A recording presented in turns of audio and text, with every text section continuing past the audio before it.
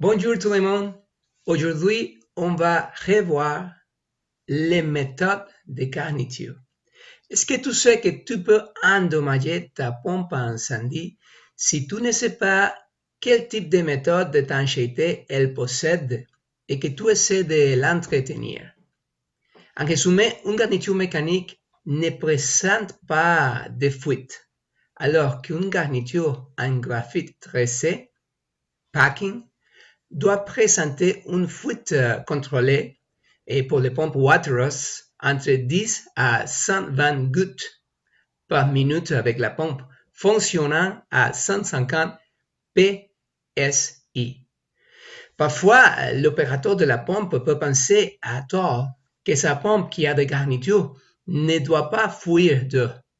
C'est rend excessivement les garnitures et contournant le système de lubrification de la pompe, ce qui peut endommager la pompe.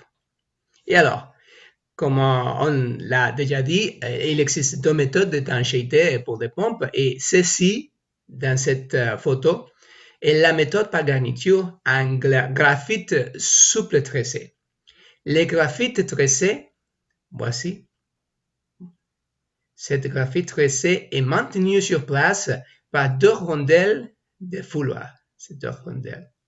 Glands, on l'appelle en anglais les glands. Deux rondelles plates et les écrous asymétriques. Et comme on l'a déjà dit, de 10 à 120 gouttes doivent s'écouler par minute avec la pompe en fonctionnement à 150 PSI. Et nous avons ici le lantern ring, ok? Et c'est un anneau avec petit trou permettant l'eau d'entrer de la zone de décharge de la pompe à la zone de contact entre l'arbre et la garniture. Et c'est comme ça que cette zone va être lubrifiée. Et alors, c'est important d'avoir ces petites gouttes-là. OK? Et alors, la deuxième méthode, c'est le mechanical seal. Et on voit dans cette photo que les boîtes à garniture pour les mechanical seal sont situées des deux côtés de la pompe et deux roulements aux bearings soutiennent l'arbre et ses éléments adjoints. Et celle-ci est une garniture mécanique et elle ne doit pas présenter de fuite. En cas de fuite, elle devrait être remplacée.